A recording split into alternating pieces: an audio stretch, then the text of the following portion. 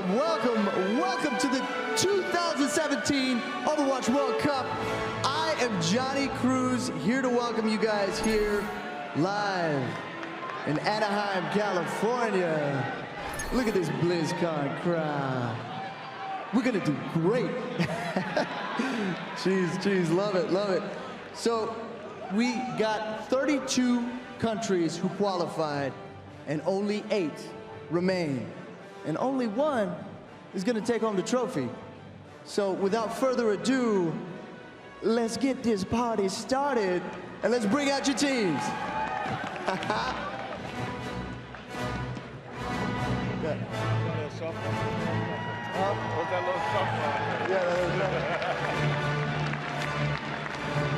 Oh, here they come.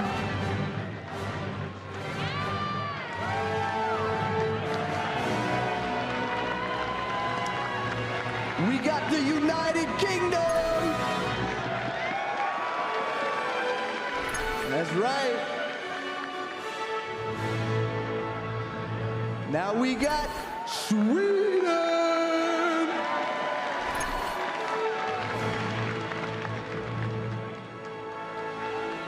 Here they come.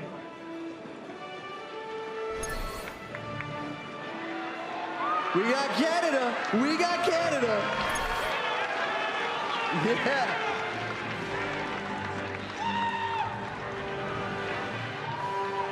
Oh, yeah.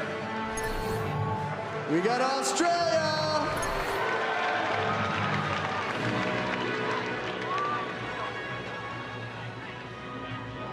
Here they come. We got China.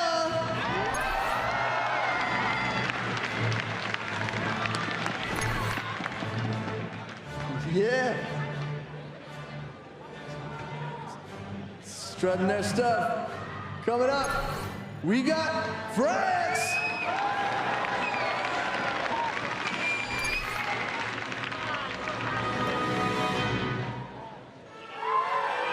Okay, last but not least, we got South Korea.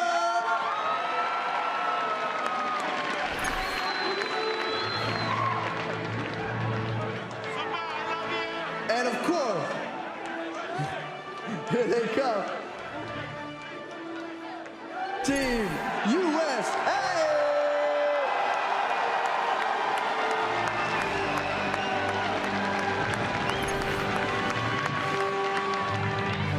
Great. Here are your teams. Here we go. I need the audience here to give me the longest, strongest, oh yeah, we can give. Are you ready? Ready? 1, 2, 3. Oh yeah!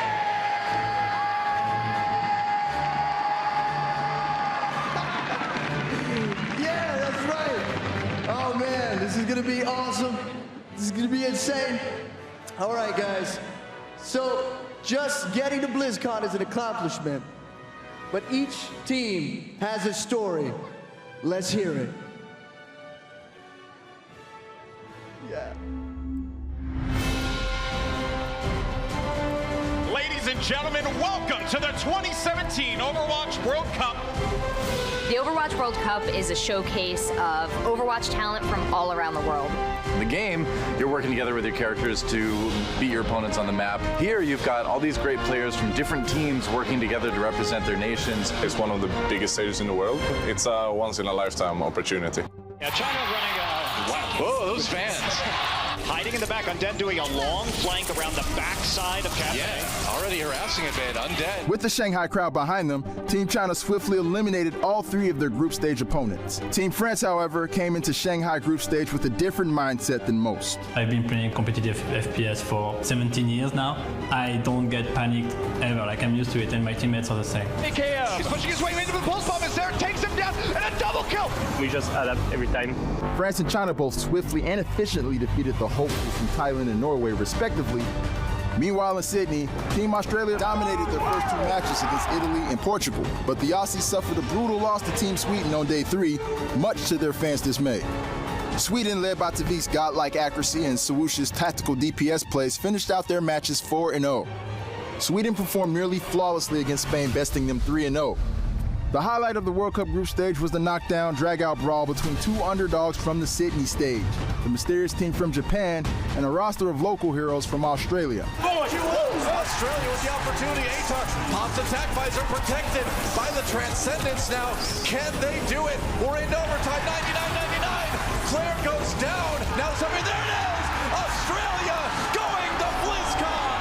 I eat you up with the huge post-spawn play to stop that AKTM so close to that Dragon Blade. But that is the clutch play you need in this situation, and we'll see them in Anaheim.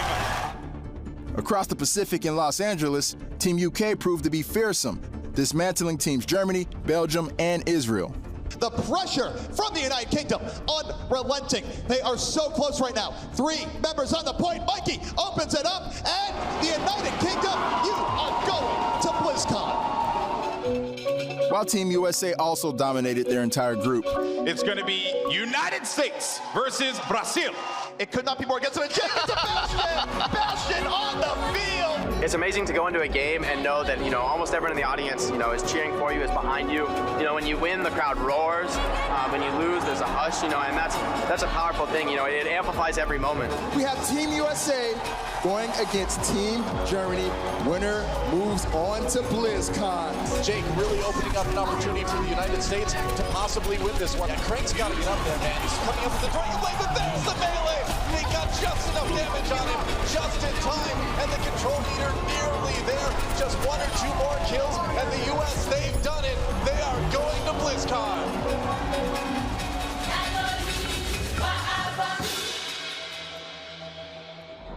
All eyes were on Katowice, where Team South Korea, 2016's reigning champions, stood as the final boss over Groups E and F.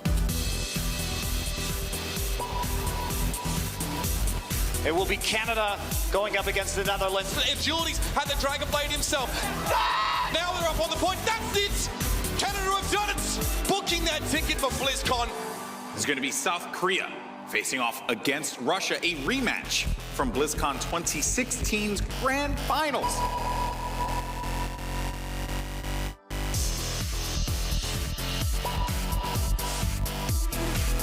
Can Russia turn up the heat here, so? I wouldn't have to. Charged up and ready to go. He's going to try and punish. Are they going to check the corner? No! Oh, no, you got to check your corners, man. It's the oldest trick in the book. Far as a nanoblade, there it is. Tons of with damage. The graviton surge. They get it. South Korea is going to BlizzCon. They will sweep Russia once again. A flashback to last year's World Cup Grand Finals.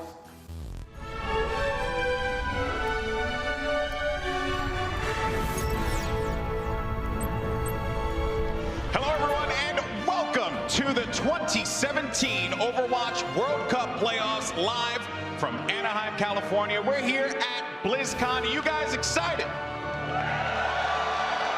We'll work on it. We'll work on it. My name is Golden Boy. I will be your host for this weekend. Very excited to be here. It's a pleasure to be here. As a matter of fact, my second BlizzCon working, third attending, but I am not doing this by myself. I'm joined by my partner in crime this weekend, Jamerson, as well as the incomparable Monte Cristo. Gentlemen, how are you feeling? James, we'll just start with you. Just go down the line. Extremely excited. This is my third BlizzCon, first time actually working it and representing Overwatch and seeing this crowd already getting behind it. I'm seeing some of the national jerseys out in the crowd, so I love the support that we're getting for this. Yeah, I'm just pumped to be here. The huge announcements of Moira coming in as the new support hero. Couldn't be happier. And also we have the new slew of spectator features available for Overwatch. So things should be much easier than they ever have been to watch the game before. It looks fantastic with these team skins. And Blizzard World. And Blizzard World. Blizzard yes. World, because that thing looked awesome. I had no idea that was happening. I was pleasantly surprised. But that being said, though, guys, we have a packed tournament for you all. But let's go ahead and take a look at the bracket. See the matches are going to be coming up today here. Our first matchup is going to be Sweden going up against the United Kingdom. Quarterfinal 2 will be Canada against Australia. Can the Aussies make it happen again? We'll find out. Then it will be a match that was teased in Shanghai, but we're going to get it here for the quarterfinal 3. It'll be France versus China.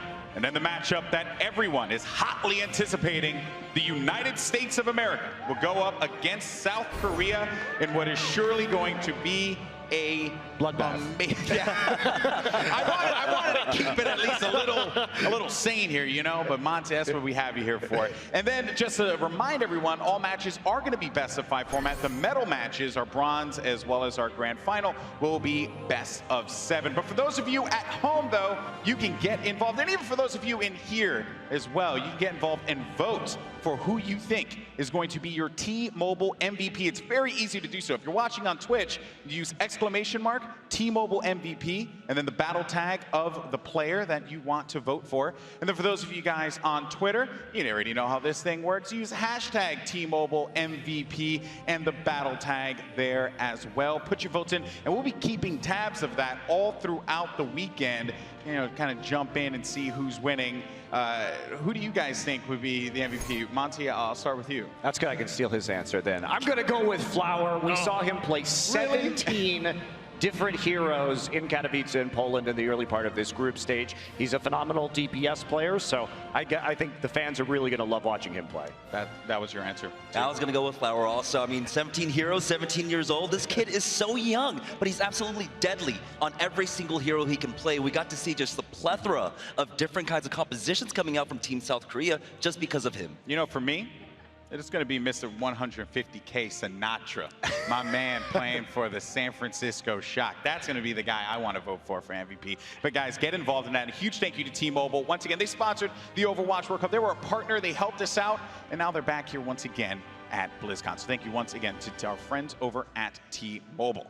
Now, that being said, it's time to get into our first match of the day. I want to get some energy in the room. It's going to be the United Kingdom going up against Sweden in our first match of the day. And what's interesting about these two teams, and James, this is for you here, buddy, because everyone's counting the UK short, and this team dominated in Santa Monica. They're one of 3 teams that throughout the World Cup stops at every qualifier that had a perfect 12-0 record. And so they do feel like they are the underdogs here just because they're not able to play into that 2-2-2 dive meta that we got to see so prominently. Why are people doubting the UK in this match? Well, I think coming in, they showed that they were very proficient on a dive style, but we're on the Mercy patch right now. Resurrection has been changed. The game at the professional level has changed dramatically, so we need to see more versatility from them. But that said, you can't discount the fact that they were so incredibly dominant. They shut out everybody they played against.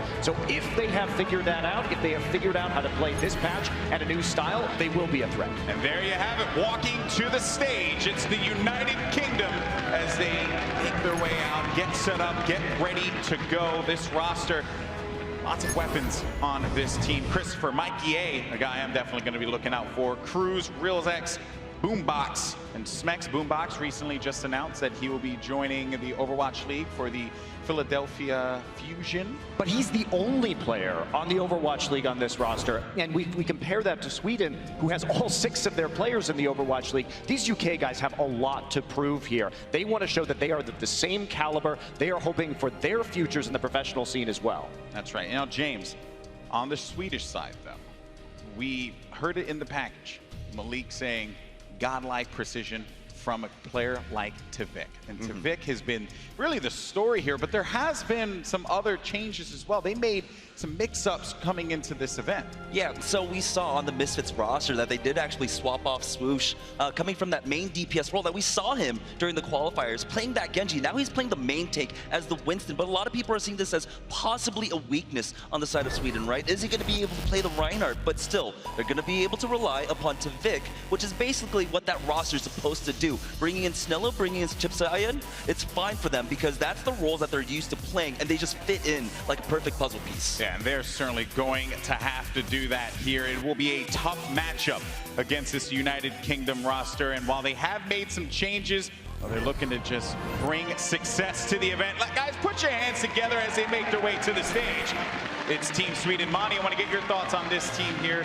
A lot of great players. Yeah, but they didn't have the easiest time. We thought that Sweden would do even better. Yes, they qualified here out of Sydney for BlizzCon, but it wasn't the cleanest look from them, right? And they've made some changes as a result, and bringing in Snillo, I think, frees up Tvik to be that Swiss Army knife multi-hero player instead of sticking him directly on the Tracer. Snillo, the young 17-year-old Tracer specialist, prodigy player who will be playing with the Fusion in the Overwatch League this year.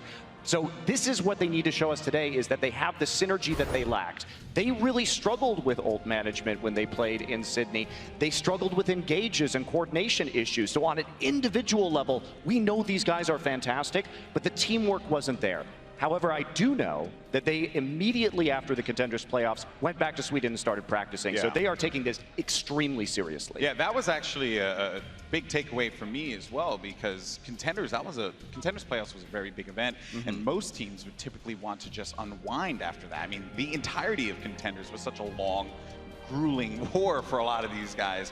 So to come back into this and readjust themselves, can you see Sweden? I guess we might as well go into them and get some keys to victory here, some predictions as well. Can you see Sweden coming out on top? Oh, definitely. At this point, Sweden, like Monty had mentioned, they've been practicing for the last 3-4 weeks. They've been practicing as the forecourt for a really long time now. They are familiar with each other. But on the other hand, we have the United Kingdom. They've only been able to practice for about a week and a half now because, well, they've had other commitments because they also want to get to the OWL. And so we'll see how that actually works out. But I do give the upper hand to Sweden here. What about for you, Monty? I do at least have to give it to Sweden as well, because even though I have some question marks, when we've seen these misfits now, the Florida Mayhem players perform in LAN environments, they haven't lived up to their online performances, so that makes me a little bit worried. And I know that UK is fully confident in their ability to compete in this kind of arena environment, but I think they're going to have ironed out their engages, they're going to have ironed out their coordination, and I need to see UK do something besides Tracer, Genji, Dive,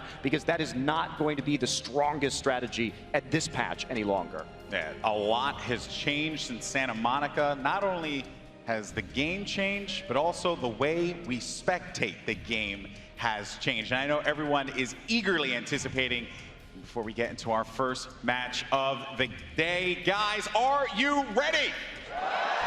That's what I like to hear. Let's send it over to your commentators. Let's have some fun for this UK-Sweden matchup. It's CP and Hexagrams. Thank you so much.